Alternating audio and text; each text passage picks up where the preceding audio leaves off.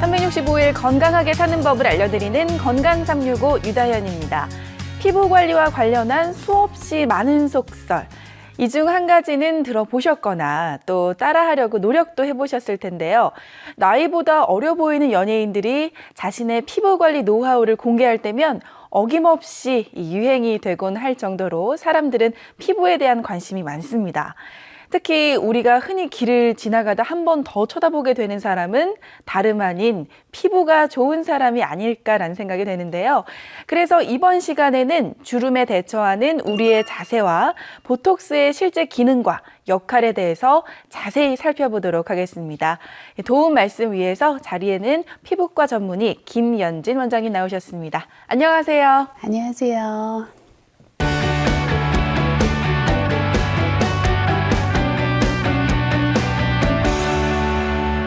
원장님, 이제 저도 슬슬 고민되는 것 중에 하나가 바로 주름이거든요. 근데 이 주름이라는 게 야속하게 왜 생기는 건가요? 그렇죠. 주름이 왜 생기는지 이제 많이들 궁금해 하시는데요. 그건 우리 피부에 변화가 있기 때문입니다. 우리 피부를 보시면요. 각질층은 유분하고 수분을 함유하고 있는 건데 나이가 들수록 이 유수분의 밸런스가 깨지게 됩니다. 그래서 나이가 들면서 자꾸 건조해진다라고 느끼는 게 바로 이 각질층의 수분 함유도가 줄어들기 때문이에요. 그리고 이제 또 밑에를 보면 피부 진피층 안에는 우리가 많이 알고 있는 콜라겐. 콜라겐. 네, 그리고 탄력섬유 이런 것들이 잔뜩 들어있어서 어렸을 때는 탱탱하게 보이는데요. 나이가 들수록 이 수가 점점 감소하다 보니까 피부가 자꾸 힘이 없어지고 늘어지게 되는 거예요. 그리고 그 밑에 층으로 가면 지방층이 있잖아요. 네. 이 지방층도 나이가 들면서 변화가 생깁니다. 어떻게 변화가 생기냐면 지방층이 이동을 하게 되면서 자꾸 불독처럼 내려가는 거예요. 그러니까 피부만 늘어지는 게 아니라 이 지방층도 내려가면서 피부가 늘어지게 되는 거고요.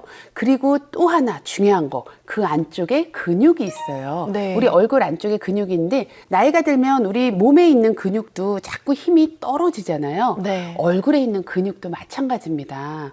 그렇게 이제 힘이 떨어지다 보니까 총체적으로 다 늘어지는 거예요. 그러니까 우리가 그냥 피부만 늘어진다고 생각할 게 아니라 안쪽까지 다 신경을 써줘야 되는 부분인 거죠.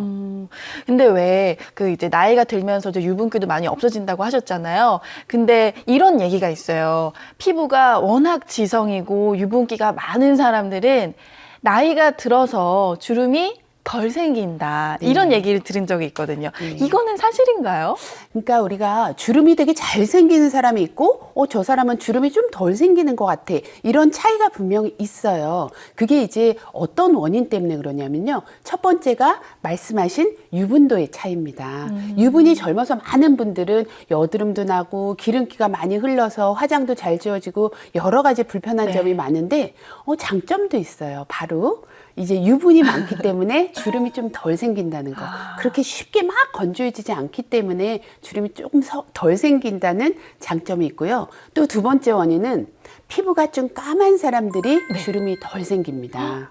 이게 왜 그러냐면요. 백인하고 흑인을 비교를 했을 때도 백인이 훨씬 더 빨리 노화가 진행이 돼요. 예, 왜냐하면 이 흑인 같은 경우 우리 동양인의 경우에도 피부가 조금 까만 흑인에 가까운 피부는 멜라닌 세포가 자외선으로부터 피부를 보호해주는 안에 콜라겐 같은 것들을 파괴되지 않도록 좀 보호해주는 역할이 있기 때문에 기름기가 좀 많은 거, 얼굴이 좀 까만 사람 이런 사람들이 노화가 조금 더디 진행이 된다는 장점이 있습니다. 그럼 그 말이 사실이었군요. 근데 이제 주름이라는 게 꼭 중년, 장년만 생기는 건 아니잖아요. 보통 이 주름이라는 게 언제부터 생긴다고 봐야 될까요? 그렇죠. 우리 노화가 몇 살부터 시작된다고 생각하세요?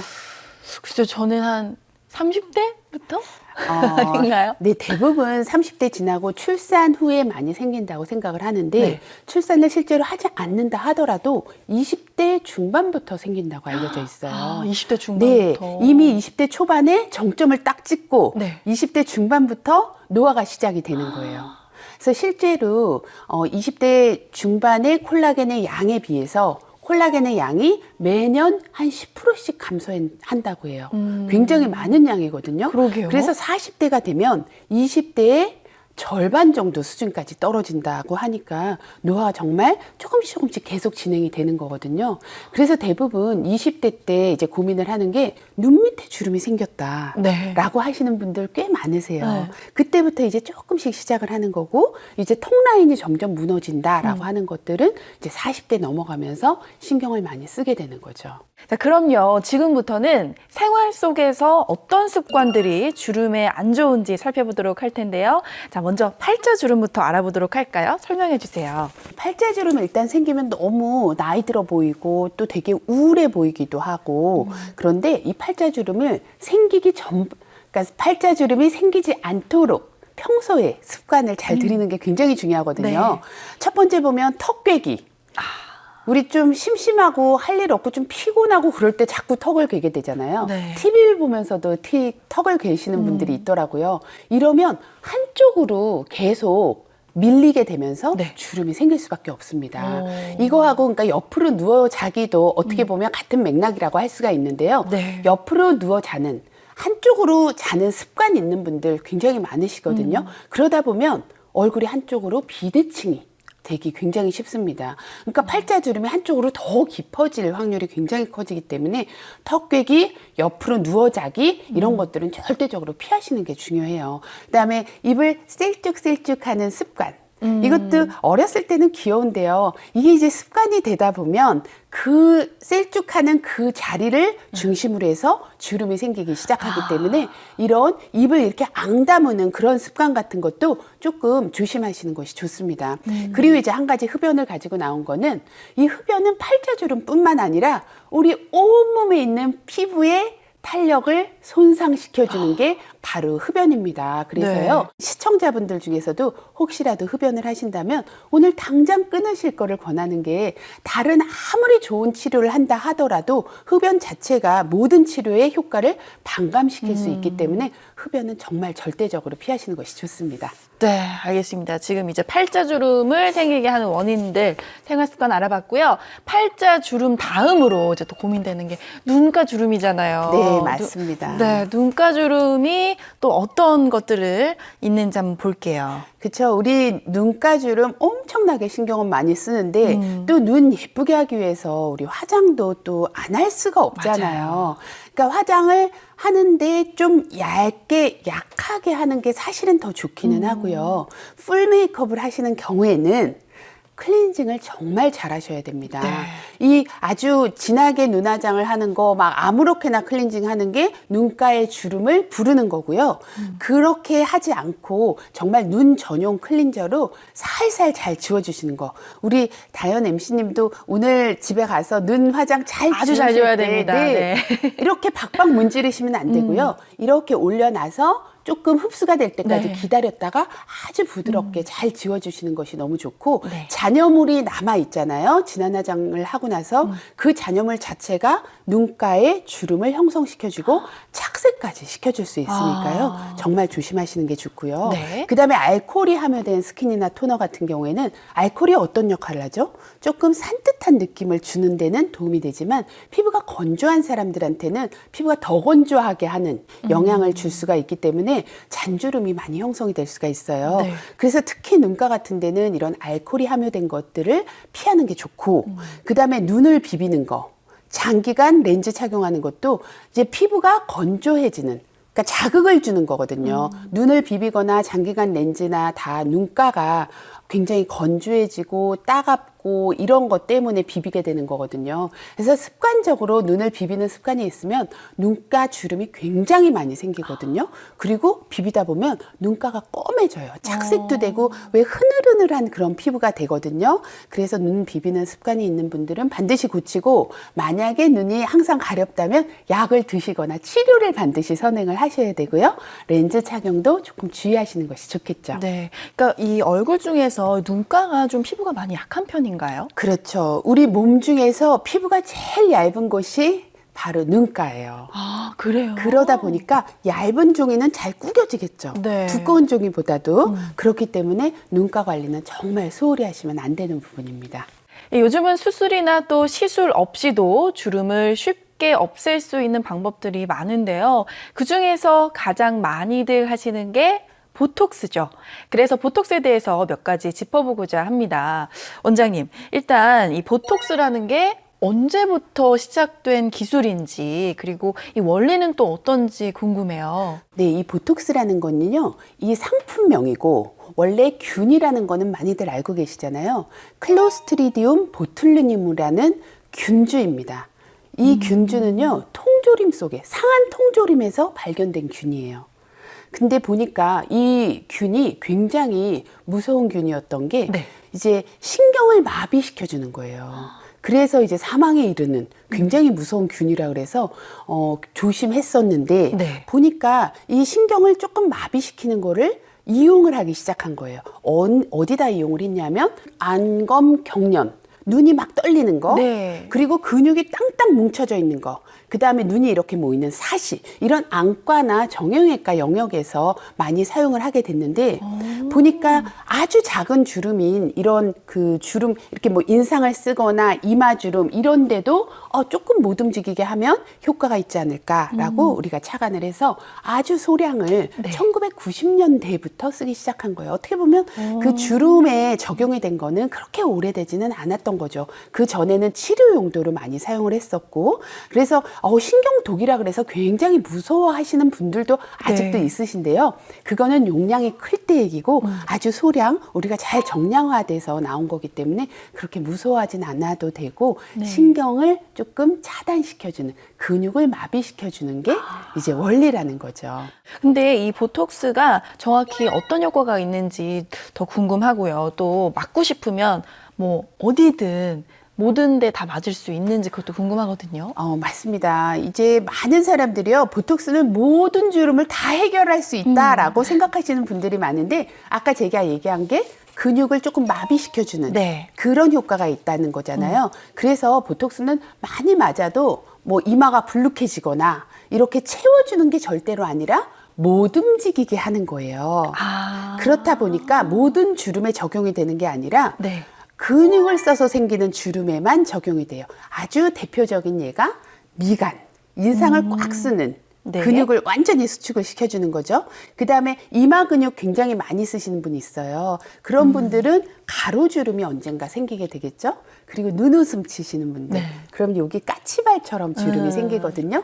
이런 주름에 굉장히 효과적이고요. 그러니까 원리는 신경 전달 물질을 차단시켜주는 거, 그거 하나인 거예요. 그러니까 이제 근육에 관련된 부분이라면 일단 보톡스를 맞는 게 맞으면 효과가 그렇죠. 있다는 건데요. 네. 그럼 예를 들면 뭐 이마나 이런 건 알겠는데 팔자주름 있잖아요. 네. 이건 뭐 찡그려서 생기는 건 아닌데 네. 이거는 맞으면 보톡스 맞으면 효과가 있나요? 그러니까 이제 이마, 미간 딱 보톡스를 맞았더니 너무 좋단 말이죠. 그래서 그 다음 주에 오셔서 팔자주름도 놔주세요라고 오시는데요. 안타깝게도 팔자주름은 생긴 원인 자체가 달라요. 팔자주름은 이게 이제 근육이 내려오면서 꺼지는 거기 때문에 네. 여기는 보톡스로 효과적이지 않습니다. 오히려 여기는 채워 넣어주는 다른 치료, 필러 치료를 하셔야 되는 거죠.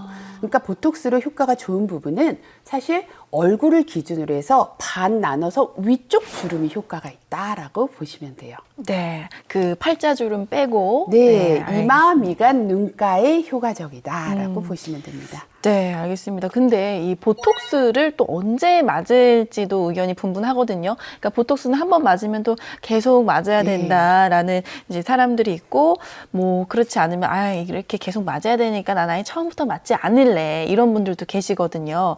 어떤가요?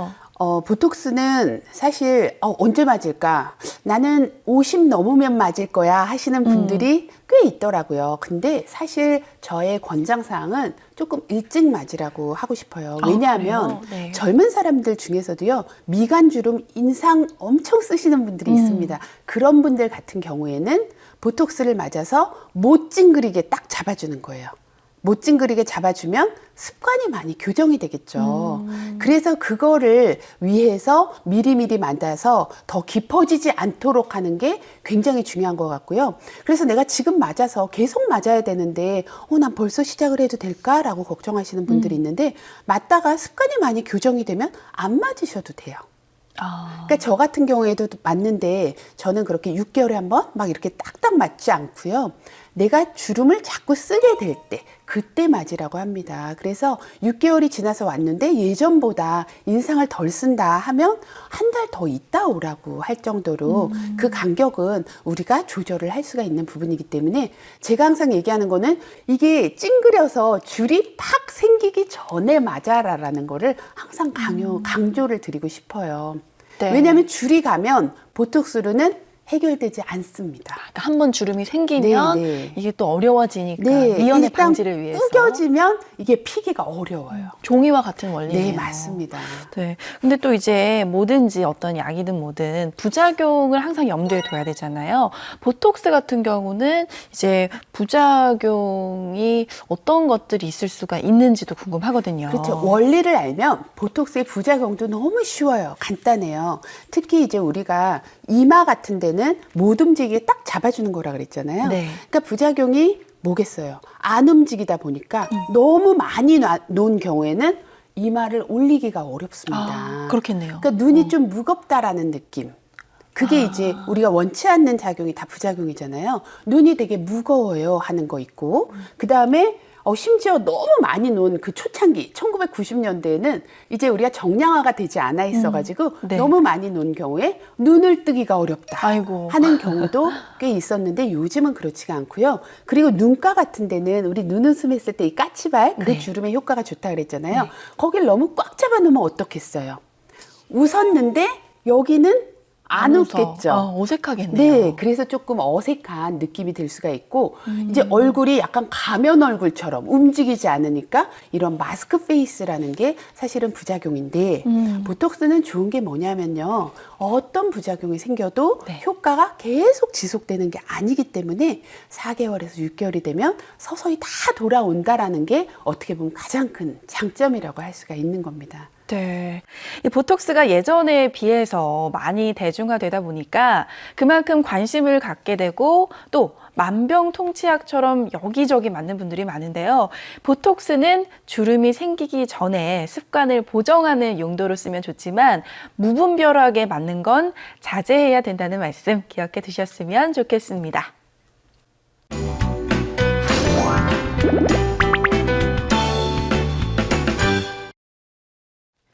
이번엔 이것이 궁금하다 시간입니다. 앞서 살펴봤던 보톡스에 대한 오해를 좀 더 풀어보고 주름 관리에 대한 내용도 살펴볼게요. 먼저 첫 번째 질문입니다. 바르면 주름이 펴지는 크림이 있다. 이거는 이제 뭐 주름 개선 화장품 관련된 질문인 것 같은데요. 정말 이게 바르면 주름이 펴지는지 궁금합니다. 정답은 뭔가요, 원장님? 약간 애매하긴 한데요. X로 저는 했습니다. 아, 네. 네, 왜냐하면 지금 주름이라는 거 이때까지 얘기한 것처럼 여러 가지 문제 때문에 주름이 생기는 건데 이 주름 기능 화장품 같은 경우에는 피부에 보습 정도 주는 거거든요. 네. 이게 이제 근육층까지 가기는 굉장히 어렵기 때문에 뭐 바르는 보톡스다 이렇게 나와 있는 것들은 네. 대부분 근육층까지 흡수가 될 수가 없습니다. 그래서 경피내 흡수라는 게 피부 진피 정도까지 가는 거기 때문에 피부에 보습을 줄 뿐 주름을 완전히 없애주는 데는 조금 한계가 있고요. 단지 제가 애매하다고 한 거는 네. 약간 건조해서 잔주름이 짜글짜글 있는 경우에는 또 도움이 될 수가 있기 때문에 이때는 또 열심히 쓰는 게 좋겠죠. 근데 이 잔주름 같은 경우에요. 생겼다가도 또 없어질 수가 있나요? 그러니까 건조해서 생긴 잔주름 같은 경우에는 이런 주름 개선 화장품이라든지 보습크림을 써서 좋아지지만 이미 깊은 주름이 생긴 경우에는 이제 뭐 바르는 보톡스 뭐 이런 걸로는 전혀 해당 사항이 없다라는 말이거든요. 그래서 이게 약간 애매한 게 O일 수도 있고 X일 수도 있고. 네, 그러니까 일단은 뭐 보습 효과를 위해서 이제 주는 크림이긴 한데 뭐 건조해서 생긴 잔주름 같은 경우에는 효과가 있을 있다. 수 네, 있다. 네. 이렇게 말씀해 주셨습니다. 알겠습니다. 다음 질문입니다. 아이크림 대신 보습제를 써도 된다. 뭐 일단 눈가나 이제 눈 밑에 있는 이제 주름을 예방하기 위해서 아이크림을 바르는데요. 어쨌든 뭐 보습을 위한 거기 때문에 그냥 보습제를 써도 된다 이런 분들도 계시거든요. 정답은 뭔가요? 네, 정답은 써도 된다. 네, 써도 됩니다. 아이크림이라는 게 사실 눈가 전용으로 나와서 네. 눈에 들어가도 크게 자극이 되지 않고 눈가에 주름 같은 거 없애주는 성분 같은 게 조금 이제 함유가 된 게 네. 아이크림이거든요. 근데 제일 중요한 기능은 사실 보습 기능입니다. 잔주름을 좀 예방해주는. 그래서 우리 얼굴에 쓰는 보습제를 눈가에 꼼꼼하게 발라서 아이크림 대용으로 쓰셔도 큰 문제는 없거든요. 네. 단지 이게 가까이 들어갔을 때 눈이 따갑거나 시리거나 하면 쓰시면 안 되고요. 그렇지 않다면 쓰셔도 무방하다는 얘기입니다. 네. 자, 마지막 질문입니다. 보톡스는 내성이 생겨서 맞을수록 효과가 떨어진다.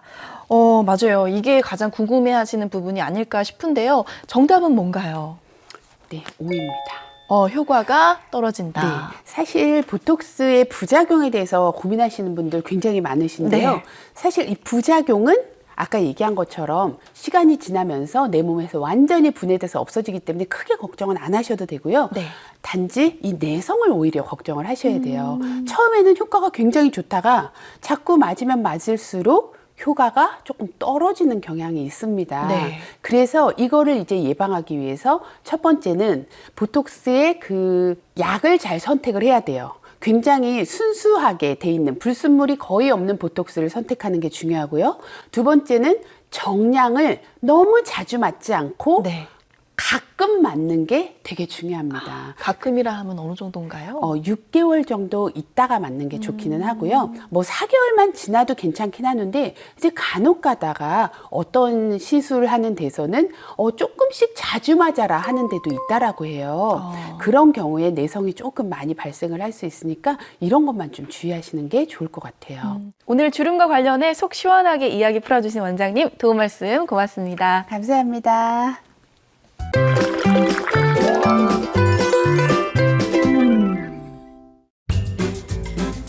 안녕하세요, 셰프 정호균입니다.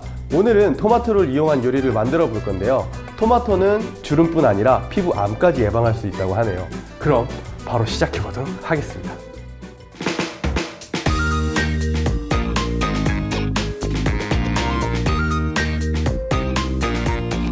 양파는 얇게 썰어줍니다. 마늘도 다져주세요. 팬에 올리브 오일을 두르고 양파를 볶아줍니다.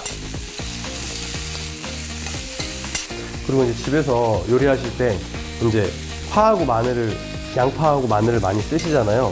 근데 잘못 알고 계시는 게 마늘이 양파보다 덜 시간이 걸린다고 생각하세요. 그러니까 마늘이 더 빨리 익는다고 생각하는데 사실 익혀보면 양파가 익는데 되게 오래 걸려요. 그래서 양파를 먼저 볶다가 마늘을 넣어주시는 게 맞아요. 양파가 볶아지면 마늘도 함께 넣어 볶아주세요. 약간의 후추와 소금을 넣어주세요. 자, 그리고 마늘이 한 반 정도 익고 양파는 다 익었을 때 그때 준비해 놓은 닭 육수를 넣으면 될 것 같아요. 자, 닭 육수 넣어볼까요? 토마토는 먹기 좋은 크기로 썰어서 넣어주세요. 사실 토마토는 생으로도 먹잖아요. 그러니까 너무 푹 끓이실 필요 없이 그냥 살짝 열이 들어가서 뭉개질 정도만 되면은 딱 드시면 더 좋을 것 같아요.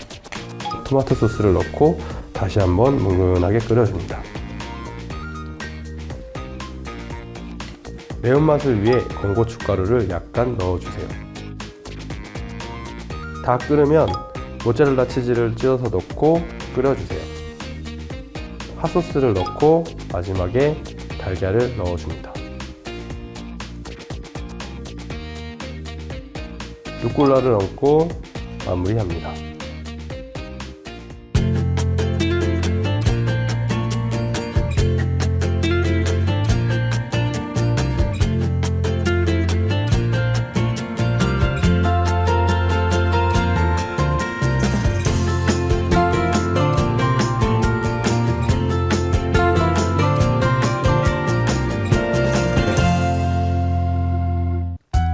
얼마 전 미국의 CNN 머니는 경제가 불황이더라도 동안에 대한 대중들의 투자는 줄어들지 않는다고 했는데요. 100세 시대에는 외모도 피부도 어려 보이고 싶은 욕구가 많다는 걸 뜻하는 거겠죠. 좋은 마음은 밝은 표정을 만들어주는 만큼 오늘 하루는 긍정적인 생각으로 마음을 가득 채워보시면 어떨까요? 저는 다음 시간에 찾아뵙겠습니다. 고맙습니다.